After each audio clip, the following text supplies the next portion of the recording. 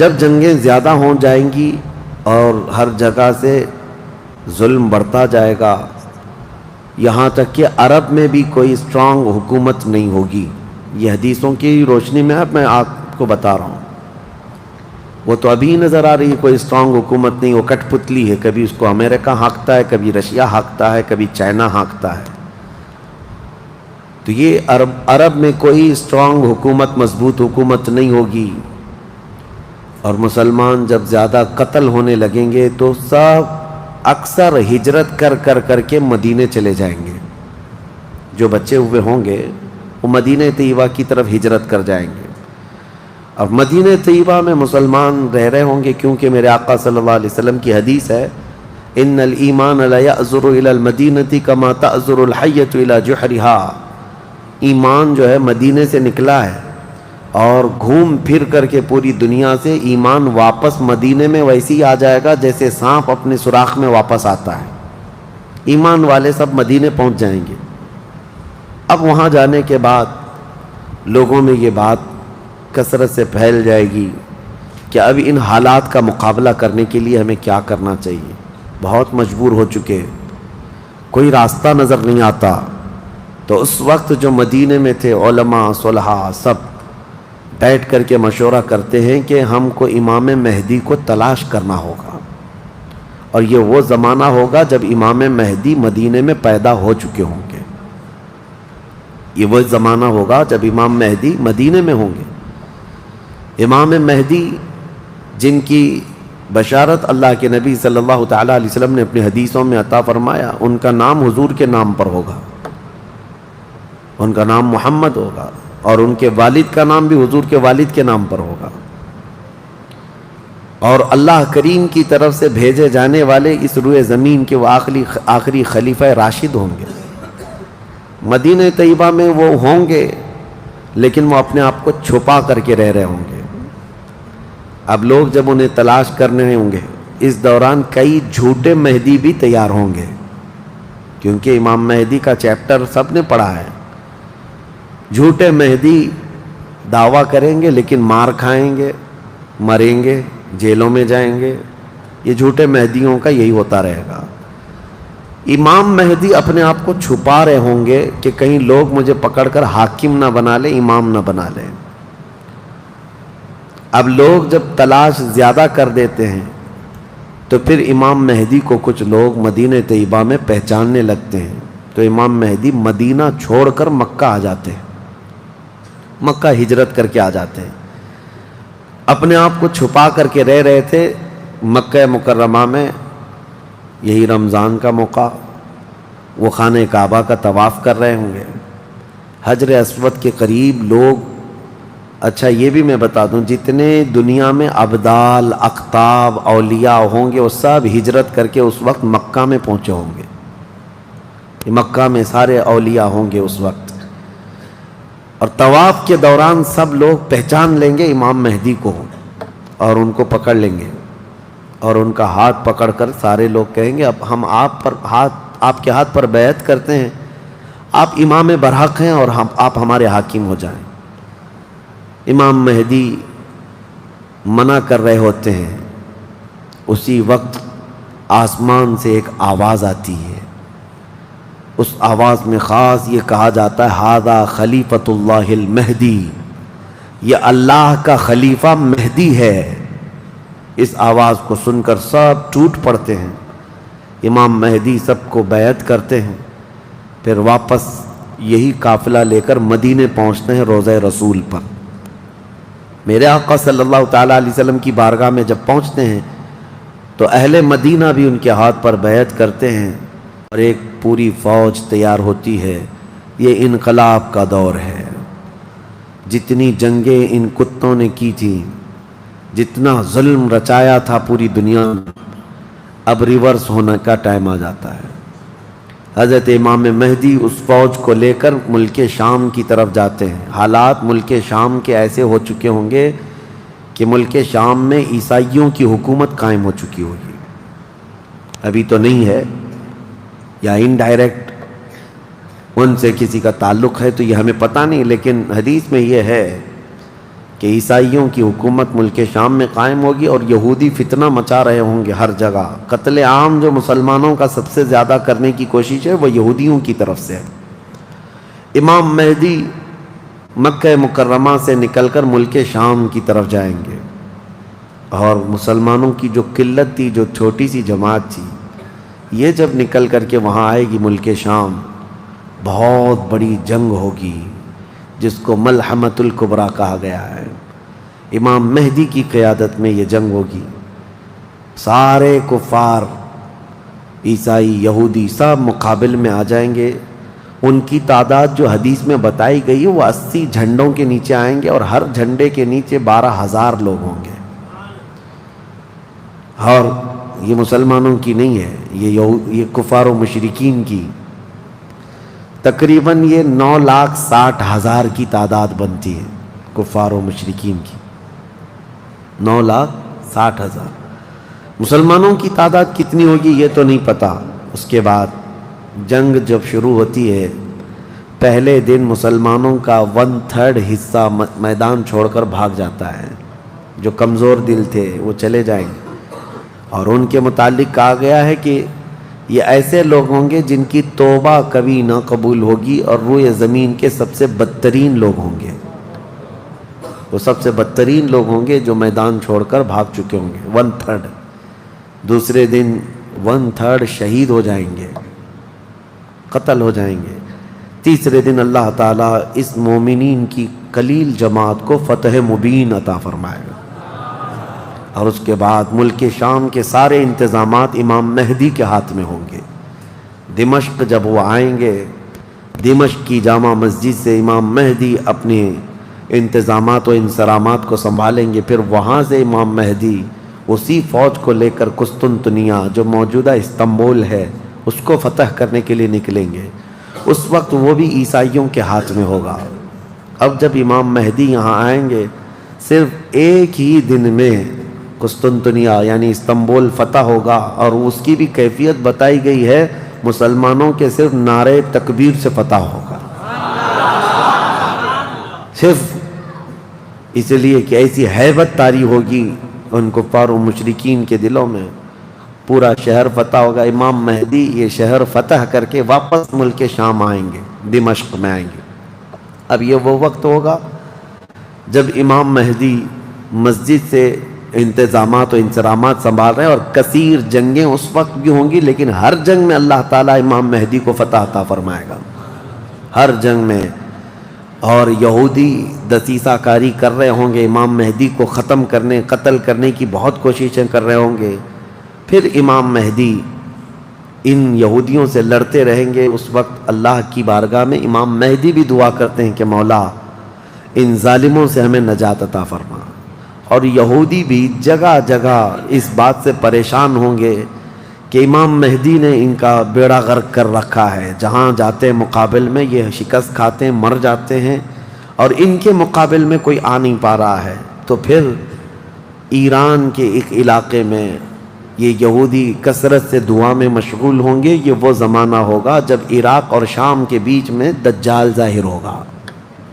دجال جس کے متعلق حدیث پاک میں تفصیلاً بہت ساری باتیں آئی ہیں. دجال آئے گا، وہ ایک آنکھ سے کانا ہوگا، آنکھیں دونوں ہوں گی، ایک آنکھ اس کی نظر آئے گی، اور اس کی آنکھ کے کنارے کافر لکھا ہوا ہوگا جس کو مسلمان دیکھ کر پہچان لیں گے. اور وہ بڑا بھاری بھرکم طاقتور ہوگا، اور اللہ تعالیٰ اس کو بہت سارے خارق عادات چیزیں عطا کرے گا. وہ ظاہر ہوگا اور سب سے پہلے یہودیوں میں آ کر کے ہی بیعت لے لے گا، یعنی اپنے آپ کو پہلے رسول بنائے گا. اور پھر سارے یہودی، حدیث پاک میں تو ہے کہ اصفہان ایران کے 50,000 یہودی اس کی فوج میں شامل ہوں گے. ہاں، جس کو یہ مسیحا کہتے ہیں، اور اس کے انتظار میں بلیاں چڑھا رہے ہیں. یہ ظاہر ہوگا عراق اور شام کے بیچ میں ہے.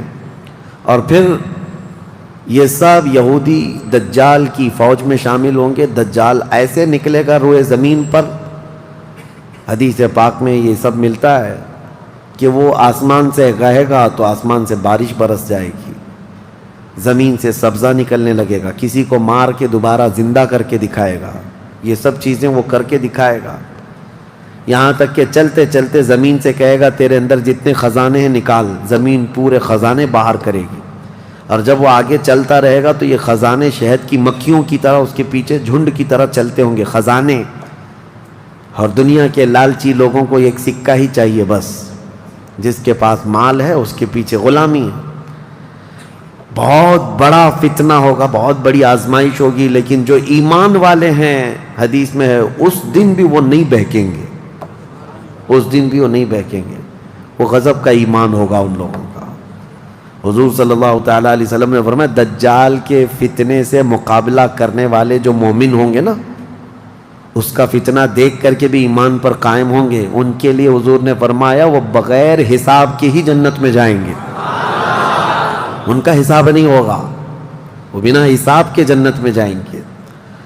تو دجال روئے زمین پر گھوم رہا ہوگا اور فتنہ مچا چکا ہوگا، پہلے تو رسول کہتا رہا، اس کے بعد پھر خدائی کا دعویٰ کرے گا کہ میں خدا ہوں۔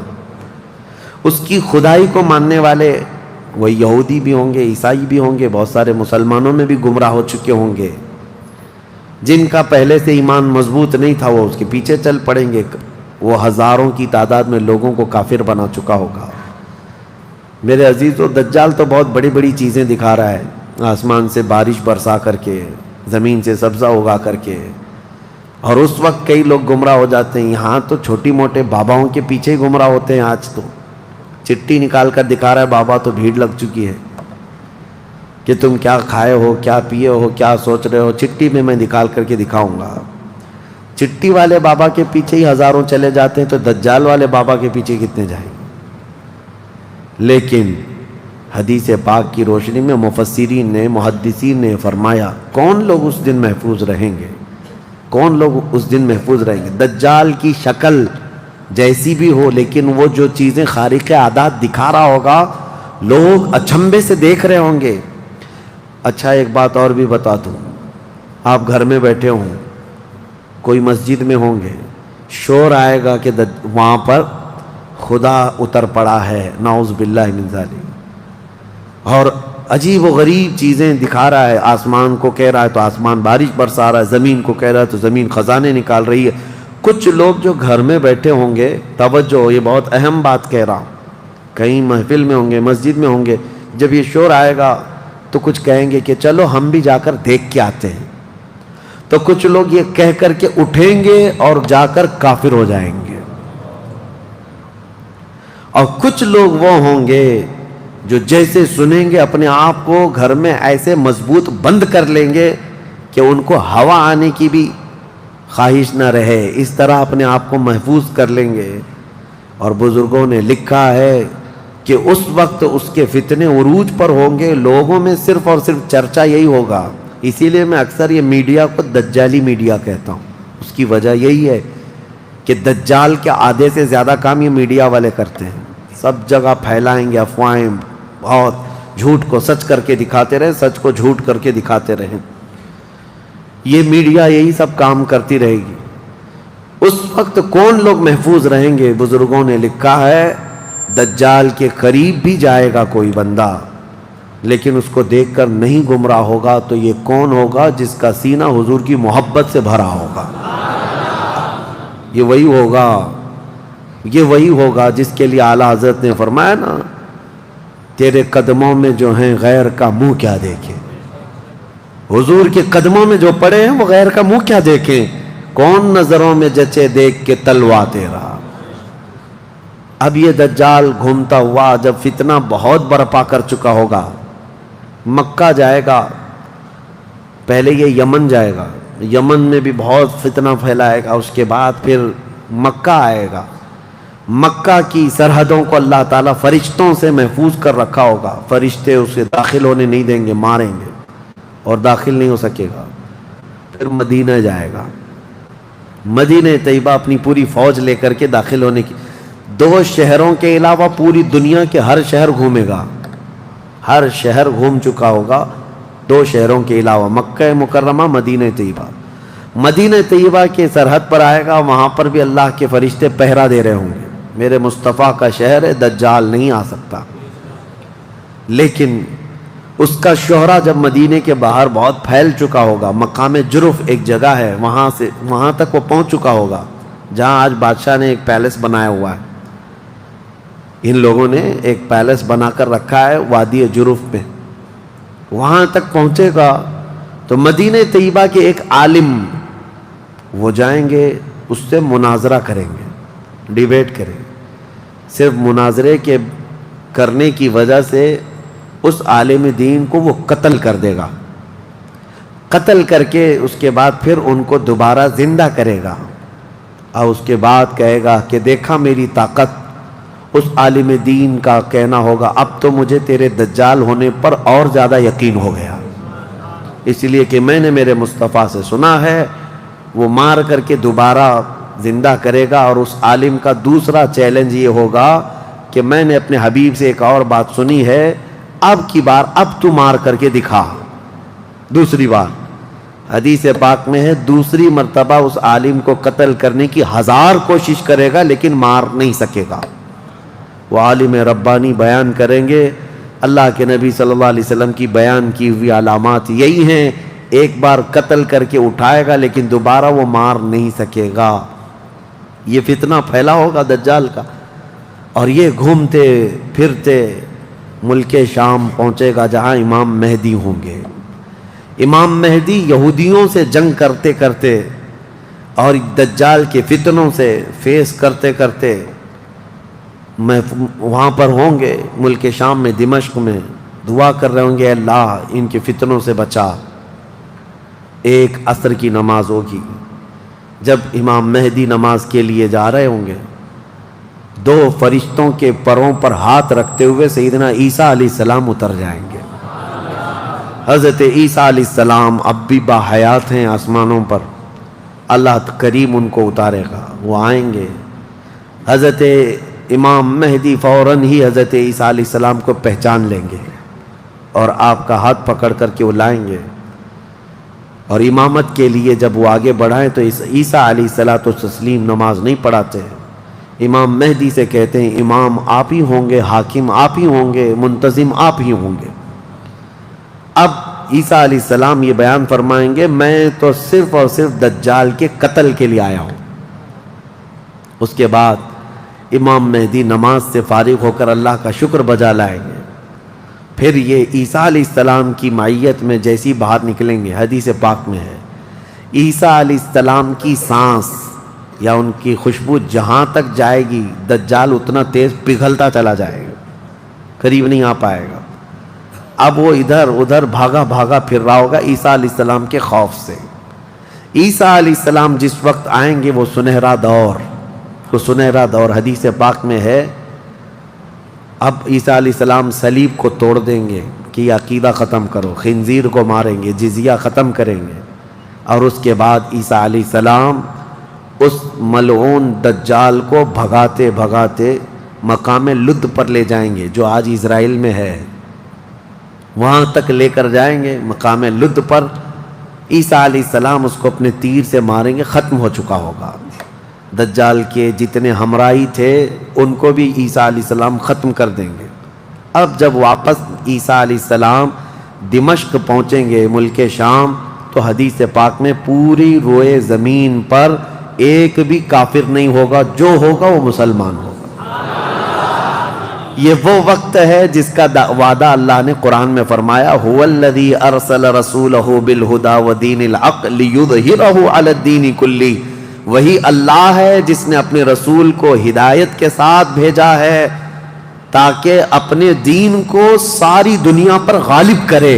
اب تک یہ دین پوری دنیا پر نہیں غالب آیا، لیکن وہ دن ہوگا جب عیسیٰ علیہ السلام تشریف لائیں گے روئے زمین پر۔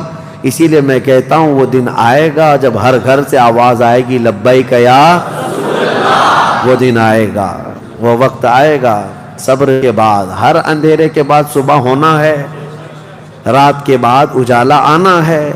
ہاں آج جو حالات ہیں انشاءاللہ العزیز کچھ دیر کی خاموشی ہے، پھر شور آئے گا۔ آج کتوں کا وقت ہے، کل ہمارا دور آئے گا انشاءاللہ العزیز۔ میرے عزیزو، سیدنا عیسیٰ علیہ السلام جب اسے قتل کر چکے ہوں گے اور پھر روئے زمین پر صرف پرچم اسلام لہرا رہا ہوگا، امام مہدی کی عمر 49 سال یا 50 سال کے آس پاس ہوگی، وہ بیت المقدس میں انتقال کر چکے ہوں گے، آپ کی جنازہ کی نماز عیسیٰ علیہ السلام پڑھائیں گے، وہیں دفن ہوں گے، پھر عیسیٰ علیہ الصلوۃ والتسلیم مومنین کو لے کر مدینہ طیبہ کا رخ کریں گے۔ جب نبی پاک صلی اللہ علیہ وسلم کے روضے کے پاس عیسیٰ علیہ السلام آئیں گے، عیسیٰ علیہ السلام نکاح بھی فرمائیں گے، آپ کی اولاد بھی ہوں گی، لیکن مدینہ طیبہ میں آپ کا انتقال ہوگا اور میرے آقا کے حجرے میں دفن ہوں گے۔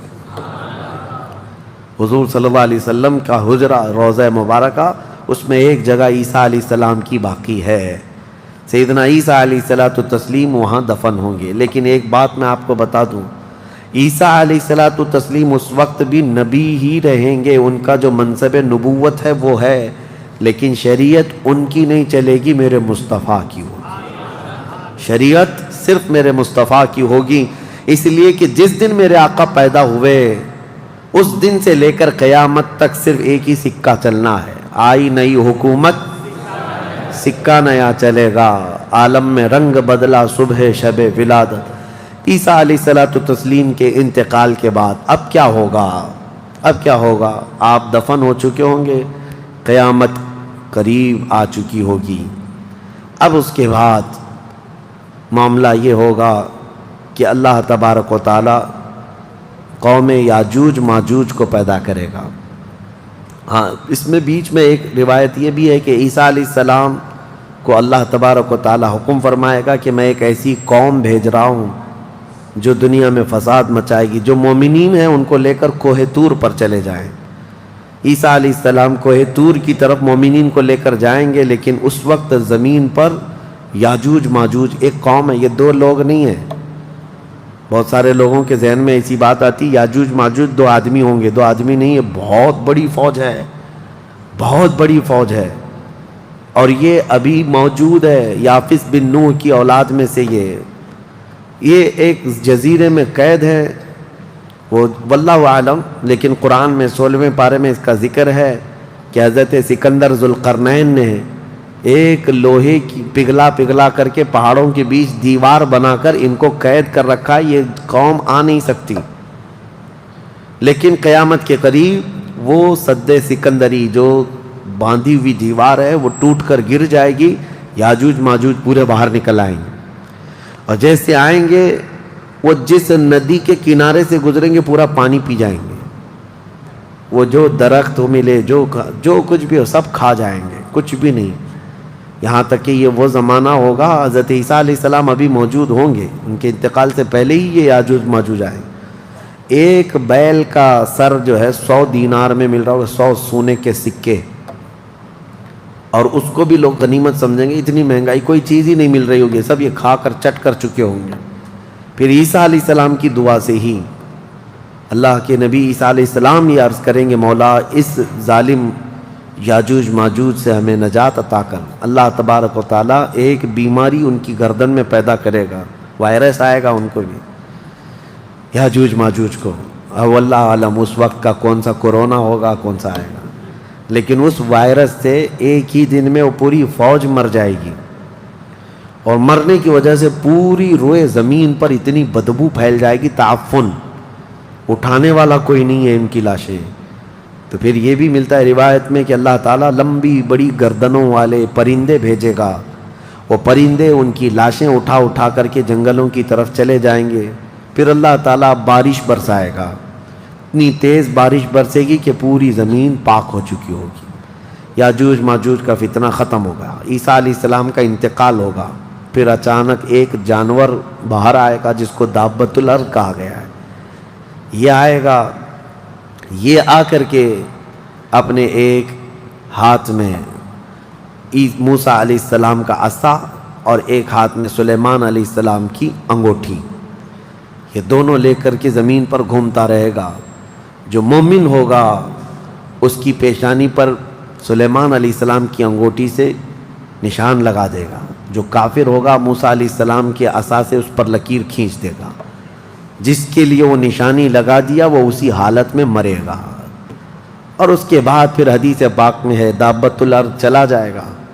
پھر ہوگا یہ کہ ایک دن لوگ تھک کر کے سوئے ہوں گے, دھواں دھواں نظر آتا رہے گا ہر جگہ دھواں دھواں, لوگ پریشان ہوں گے. اور اس کے بعد سوئیں گے تو رات اتنی لمبی ہوگی کہ لوگ اکتا جائیں گے, سو کر اٹھیں گے پھر سوئیں گے, سو کر اٹھیں گے پھر سوئیں گے. بچے جو ہے چیخ مارتے رہیں گے, اور پھر جانور اپنی کھیتیوں کی طرف بھاگنے کے لیے بے قرار ہوں گے. لیکن رات لمبی ہوگی, 3 راتوں کے برابر ایک رات ہوگی, 3 بڑی راتوں کے برابر ایک رات کٹتی نہیں ہوگی. لوگ تھک چکے ہوں گے سو کر کے. اس کے بعد پھر اچانک چھوٹی چھوٹی روشنی آئے گی سورج کی, لوگ چیخ مارتے ہوئے خوشیوں سے باہر آ جائیں گے کہ اجالا آ گیا. پہلے تو لوگوں کو یہ لگ رہا تھا کہ اب اندھیرا ہے, اب سورج آئے گا ہی نہیں. لیکن جیسی روشنی آنے لگے گی سب بھاگ کر کے باہر آئیں گے. لیکن دیکھیں گے اس وقت تو سورج جو ہے پچھم کی طرف سے نکل رہا ہوگا. ابھی سورج کہاں سے نکلتا ہے؟ پورب, ایسٹ سے نا, مشرق سے. اس دن سورج ویسٹ کی طرف سے, مغرب کی طرف سے نکل رہا ہوگا, پچھم کی طرف سے.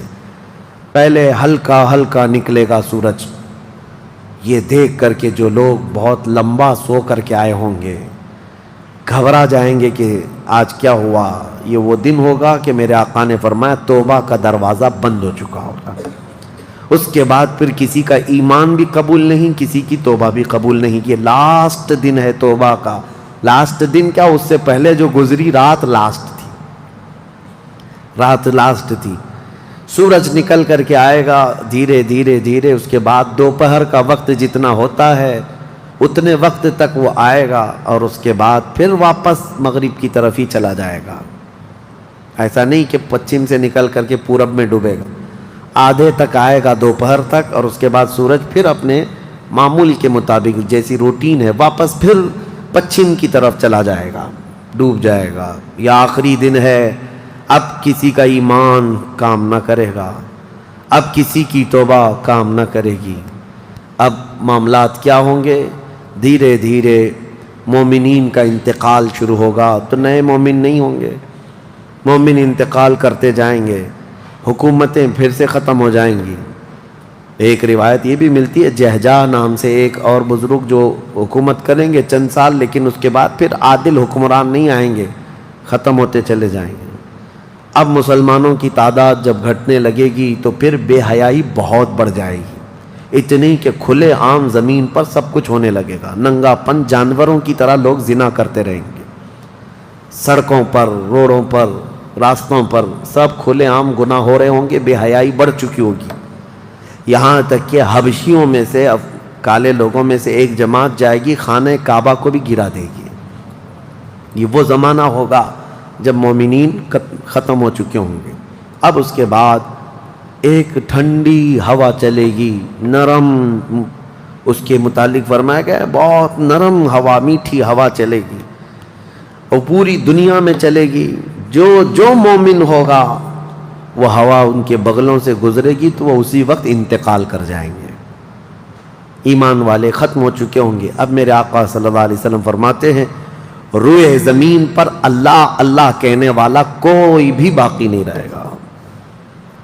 یہ اینڈ لاسٹ مومنٹ پر میں آ رہا ہوں, ختم ہونے کے قریب ہے. سب مومنین انتقال کر چکے ہوں گے اس ہوا کے بعد. اس کے بعد چند سال زندگی گزرتی رہے گی نارمل, لوگ اپنے اپنے کاموں میں مصروف ہوں گے. پھر اچانک ایک دن حضرت اسرافیل علیہ السلام سور پھونکیں گے. یہ سور ایک باجے کی شکل کی چیز ہے, دھیمی دھیمی آواز اس کی بڑھتی جائے گی. اب یہ آواز اتنی تیز بڑھے گی کہ دھماکہ ہوگا پوری زمین پر, زلزلہ آ جائے گا. اتنا بڑا زلزلہ آئے گا کہ قرآن میں ہے یوم ترونہا تذہل کل مرضعۃ عما ارضعت وتضع کل ذات حمل حملہا. تم اس دن دیکھو گے حمل والی عورتوں کے پیٹ سے بچے باہر آ جائیں گے. ہر آدمی جو دودھ پلانے والی ماں جو ہے بچے کو لے کر بیٹھی ہوگی, اس آواز پر وہ بچے کو اٹھا کر پھینک دے گی. کوئی ماں اپنے بچے کو پھینکے گی؟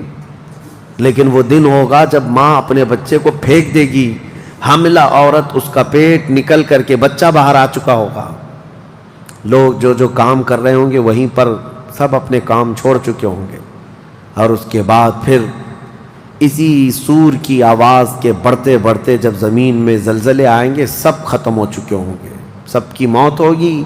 پھر اللہ فرماتا ہے وَتَكُونُ الْجِبَالُ كَالْعِهْنِ الْمَنْفُوشِ، پہاڑوں کو دھنی ہوئی روئی کی طرح اڑایا جائے گا۔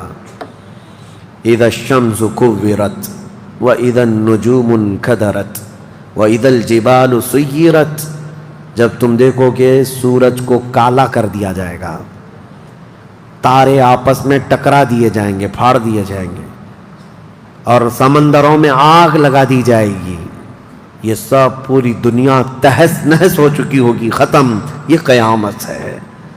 اس کے بعد پھر سارے جب فنا ہو چکے ہوں گے، اللہ تعالیٰ اسرافیل علیہ السلام کو بھی موت عطا کرے گا، اور روح نکالنے والے فرشتے اسرائیل علیہ السلام کو بھی موت عطا کرے گا۔ اب کون باقی رہے گا؟ کل من علیہا فان ویبقى وجہ ربک ذو الجلال والاکرام، ہر شے فنا ہو چکی ہوگی، باقی رہنے والی ذات صرف تمہارے رب کی ہوگی۔ اس کے بعد مولا کریم کو جب منظور ہوگا اسرافیل علیہ السلام کو اٹھائے گا، اور پھر سور پھونکنے کا حکم ہوگا، دوبارہ سور پھونکا جائے گا۔ اب وہ جو منظر ہے وہ ایک الگ دنیا ہے، وہ ایک الگ دنیا ہے، عالم آخرت ہے۔ جب سور پھونکا جائے گا تو آدم علیہ السلام سے لے کر قیامت تک جتنے انسان جنات آئے تھے سب کو اٹھایا جائے گا۔ حدیث پاک میں ہے اب وہ دوسرے سور سے، نفخہ ثانیہ سے سب سے پہلے جو اٹھے گا میرے آقا صلی اللہ علیہ وسلم اپنی قبر سے اٹھیں گے۔ حضور نے فرمایا دوسرے سور کے بعد میں اپنی قبر سے اس طرح اٹھوں گا کہ میرا ایک ہاتھ ابو بکر کے کندھے پر ہوگا، دوسرا ہاتھ عمر فاروق کے کندھے پر ہوگا۔ اس شان سے میرے آقا صلی اللہ تعالیٰ علیہ وسلم میدان قیامت میں آئیں گے، اور اس کے بعد کے جو مناظر ہیں، ہر آدمی کو کھڑا کر دیا جائے گا، ہر انسان کو میدان میں کھڑا کر دیا جائے گا، اور تمہیں چاہے تم کو مٹی کھا چکی ہو، تم کسی کی غذا بن چکے ہو، تم کو جلا دیا گیا ہو، تم کو پانی میں غرق کر دیا گیا ہو، کسی بھی حالت میں ہو، اور رب قدیر فرماتا ہے جب ہم نے تم کو نطفے سے پیدا کیا پورا انسان، تو تمہارے جلا کر خاک ہو جانے کے بعد تمہاری راکھ سے بھی وہ تم کو دوبارہ زندہ اٹھائے گا۔ جب تمہیں زندہ اٹھایا جائے گا پھر یہ میدان ہوگا، یہاں پر جو کھڑا کر کے حساب کتاب کا دن ہوگا وہ 50,000 سال کے برابر کا ہوگا۔ اب یہ ایک لمبی داستان ہے میرے عزیزو، وہاں کے جو حالات ہیں، اس دن ایک آواز آ رہی ہوگی، جس کو قرآن میں اللہ نے فرمایا لمن الملک اليوم، اللہ فرمائے گا آج کی بادشاہت کس کی ہے، آج کی بادشاہت کس کی ہے؟ پھر مولا خود فرماتا للہ الواحد القہار، ایک قہر کرنے والے خدا کی آج حکومت ہے۔ جو اکڑتے تھے، جو گھمنڈ کرتے تھے، سب کو کھڑا کیا جا چکا ہوگا، اور فرشتے پکار رہے ہوں گے این الجبارون این المتکبرون، کہاں ہیں غرور میں چلنے والے، کہاں ہیں اکڑ میں رہنے والے، سب جمع ہو جاؤ۔ سب کے گناہ ان کی پیشانیوں سے ظاہر ہو رہے ہوں گے، کسی کو داغ داغ کر کے فرشتے نشان بنا رہے ہوں گے کہ یہ چور ہے، یہ زانی ہے، یہ شرابی ہے، یہ حرام خوری کرتا رہا، سب کی الگ الگ نشانیاں بنائی جا رہی ہوں گی۔ اس بھرے محشر کے میدان میں ہمارے لیے کون ہے میرے عزیزو؟ ہم اسی رب ذوالجلال کو منانے کے لیے آج آئے ہیں۔ اس تصور کے ساتھ اب ہم کھڑے ہو کر اس کا ذکر کریں گے کہ مولا آج ہم تجھے منا رہے ہیں، تو ہم سب سے صلح فرما لے، کل بھری قیامت کے دن ہمیں ننگا اور ذلیل ہونے سے محفوظ فرما لے، اور قیامت کا دن ہوگا انشاءاللہ العزیز میرا رب اسی ذکر کی مجلس کی برکت سے ہماری بخشش کا اعلان فرمائے گا۔ وہ دن کتنا خوبصورت ہوگا، ذرا تصور کرو کہ اس ذکر کی مجلس کو اللہ تعالیٰ ذریعہ بنائے، اور قیامت کے دن جب سب کھڑے ہوں گے لاکھوں کی تعداد میں، اور تمہارا نام پکارا جا رہا ہوگا فلاں کا بیٹا فلاں کہاں ہے، تم گردن اونچی کر کے دیکھ رہے ہوں گے کیا ہے میرے حساب میں، کیا ہے میرے پلے میں؟ تو فرشتے کہیں گے اللہ کی طرف سے حکم آیا ہے، تیرے لیے جنت ہے، تیرے لیے جنت ہے۔